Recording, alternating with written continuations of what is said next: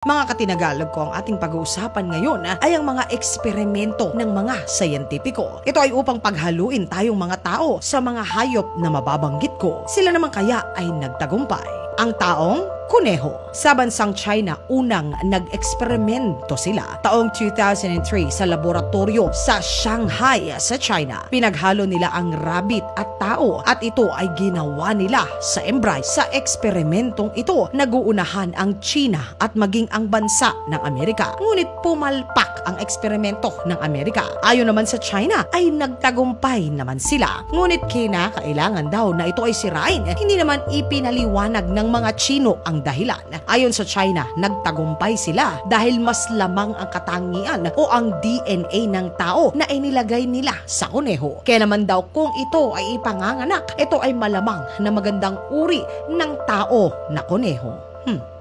Ang taong unggoy.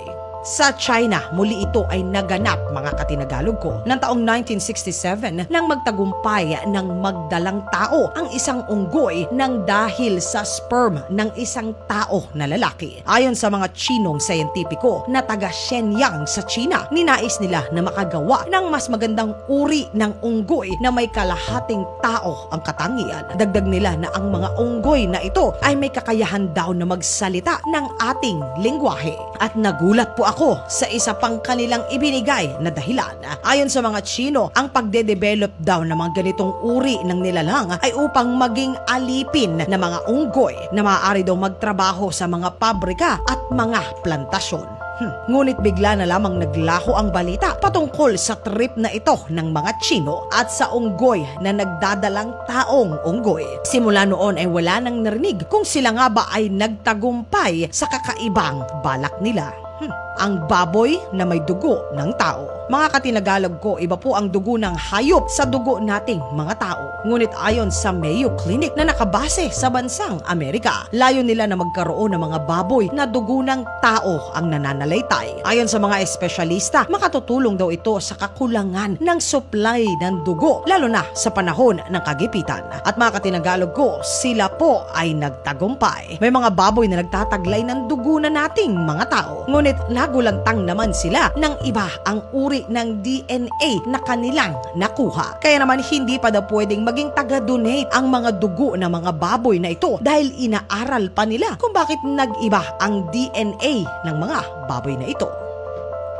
Ang gatas ng tao sa baka. Nang taong 2009, nagsimula ang mga Ruso ng isang eksperimento. Ito daw ay ang kambing na maglalabas ng gatas ng tao. Hindi naman 100% na naging matagumpay ang eksperimentong ito at naging 60% lamang na gatas ng tao ang inilalabas ng pinag-eksperimentohan ng mga kambing na ito. Nilais nila na maging mabenta ang uri daw ng gatas na ito sa kanila naman na merkado. Ito daw ay masarap at sigurado na sustansya pa. Gumawa din ng mga Ruso ng keso galing sa uri ng gatas ng ina ng mga kambing na ito. Pinagpatuloy naman ito ng bansang China at ng taong 2014, gamit naman ang tinatawag nila na mutant na baka. Nagtagumpay sila, mga katinagalog ko. May baka na sa China na gatas ng ina ang inilalabas nila. Dagdag ng China, sa oras na maging perpekto ang eksperimentong ito, ay mabibili na ang gatas ng ina na galing sa baka sa pamilihan sa buong mundo.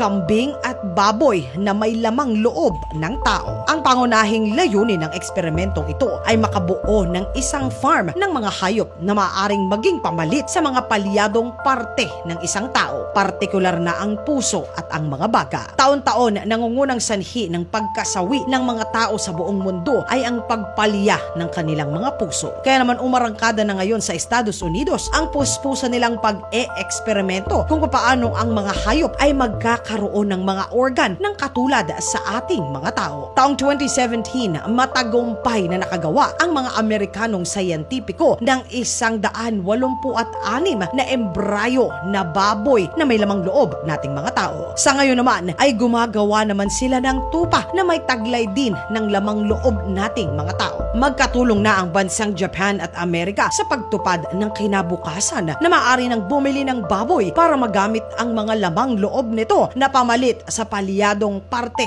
nating mga tao. literal na tenga ng daga. Ginawa ang eksperimentong ito ng taong 1997 ng mga maalam na siyentipiko sa Harvard at ang MIT sa bansa ng Amerika. Naghugis sila ng tenga ng tao sa isang daga at ito naman ay nagtagumpay. Layunin nito na maging isang katotohanan ang pagkakaroon ng bagong tainga galing sa daga na maaari namang pamalit sa mga palyadong tenga nating mga tao. Ngunit bago pa umabot sa punto na maging buong tenga ang nasa katawan ng dagang ito, ay naubusan naman sila ng pondo. Sa ngayon ay may sumalo ng ganitong pag-aaral, ngunit hindi na ito isinasa publiko pa. Kaya naman limitado rin ang impormasyon kung sila nga ba ay lubusang nagtagumpay o hindi. Mga katinagalag ko, sang-ayon po ba kayo na manggaling sa hayop ang mga organ na magsasalba ng buhay natin na mga tao? Kung oo o hindi, ay isulat po ang inyong saloobin sa comment section sa ilalim. Ito ay upang sama-sama na ito ay ating basahin. Mga katinagalag ko, maraming salamat po sa pagsama ninyo sa isa na namang segment natin sa araw na ito.